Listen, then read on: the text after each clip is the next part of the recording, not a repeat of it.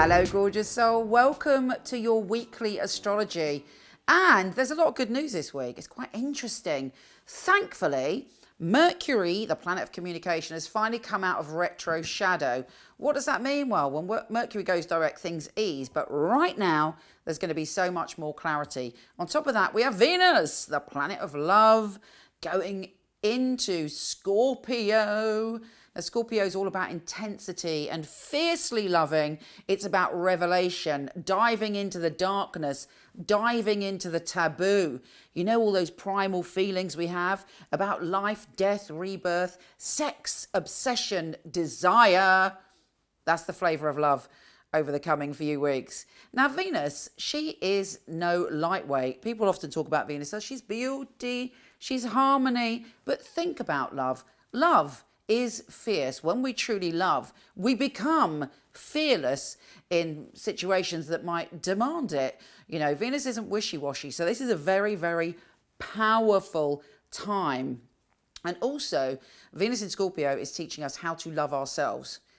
Anyway, on top of that, we have the sun going into Sagittarius. There's an awakening of our desire for adventure, our desire to explore, to gallop towards new horizons. It's quite an exciting week. Here's your weekly astrology.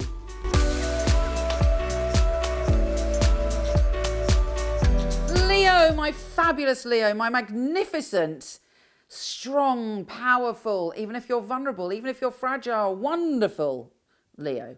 This week is packed with potential. There's a shift in energy for you to feel much more optimistic. Now, at the end of this year, you're coming to a point where you will feel a lot freer in yourself anyway. You're moving to a point where you're going to feel, it's like somebody's removed a great big weight, a great big kind of, constriction. You've done a lot of work and there's still a bit more to do, but you're at the end of a cycle to do with kind of in some ways feeling a little bit alone, even when you're around lots of people, of having to deal with issues to do with your health and well-being, to do with working really hard. And those rewards are going to come in the next year.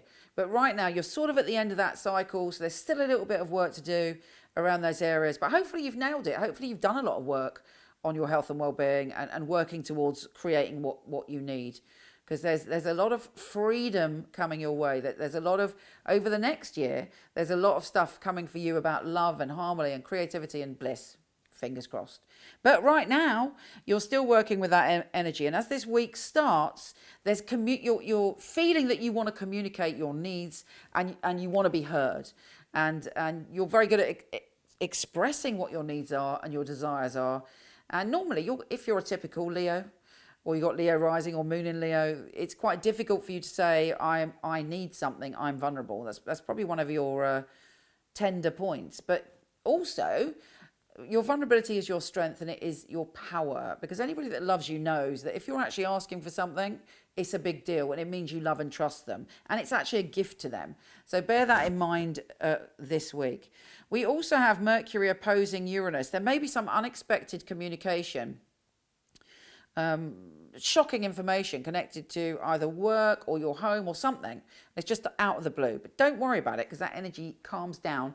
And actually, there's gifts coming connected to those areas later on in the week. We do have Venus squaring Saturn. There may be a bit of a power struggle about ideas of commitment, ideas and personal habits, particularly if you're living with someone or you're around someone a lot and their habits are grating on your nerves. You may be like, no, this has to stop now. But we've all got to understand, difficult for me as well, I'm an Aries, very opinionated, but we all have to understand that everybody's habits, way of doing things, makeup is really unique to them. And our way isn't necessarily the right way, it's just a different way. So communicate with love if there's someone pissing you off this week. Now, Mercury's coming out of retro shadow and it makes your relationship to your home, your family, to self-nurturing, to nurturing others much easier. And Venus is going into that area. So hopefully there'll be a lot of snuggles and fabulous times connected to your home or your family, even if it's not, if we can't see people at the moment, certainly if you're in England, there's still a great deal of love and nurturing to share, in many ways more. So Venus is going there, and it's about you nurturing your soul. It's about cooking for yourself or getting takeout, whatever it is you do that you really love and that nourishes you. And there may be some changes. You might be redecorating or creating change around your home environment. Now, the sun is galloping into a space for you, which is all about happiness, creativity, love, flirtation, just having a good time, following your bliss. So there's a lot more optimism, laughter, and joyfulness for you to come as we go through Sagittarius season. So happy days about that. Let us see what the tarot has to say for my darling Leos. What is going on for you, Leo? Okay, Leo, we've got the Nine of Pentacles, which is actually somebody very happy in their home, in their life. They feel safe in that, well, not safe in that moment. They've reached a position where they know that they feel safe. And safety isn't about what you've got. It's kind of a relationship to yourself, a trust in your process, a trust in your soul path. And that's difficult at times, but this week you got it. This week you're feeling grounded. The Nine of Pentacles, you know, pretty good.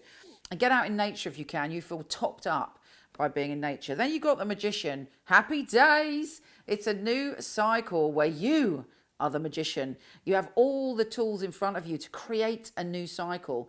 You know, I'm telling you that new cycle's coming, and the new cycle is going to be great. And the little sprouts of that new cycle are here. Use that card. The Magician is a major arcana card. The Magician is your power that is flourishing within you as we speak. And then you've got the Victory card. So you are galloping towards victory. You are dealing with things. You are, you know, you're there. You've done the work. You've suffered. You've just hopefully coming through now to brightness this week. Take care, gorgeous. Don't forget to go to michelleknight.com if you want your astrology compatibility. Oh, Jesus, I can't say that today. Compatibility report. You know, see what your connections are to lovers and friends. All free, michelleknight.com. And also horoscope.co.uk for all things your written astrology and so much more. I am sending you so much love. Take care, gorgeous, and I'll speak to you soon. MichelleKnight.com. I was a client of Michelle Knight, so I knew all of the psychics and they'd read for me.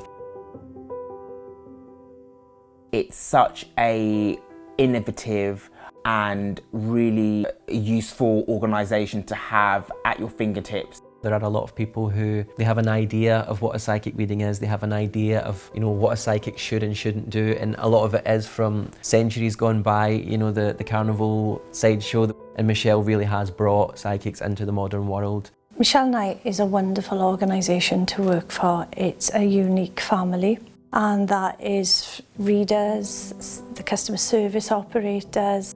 I know if I wanted to choose a reading, I know I wouldn't go to another company.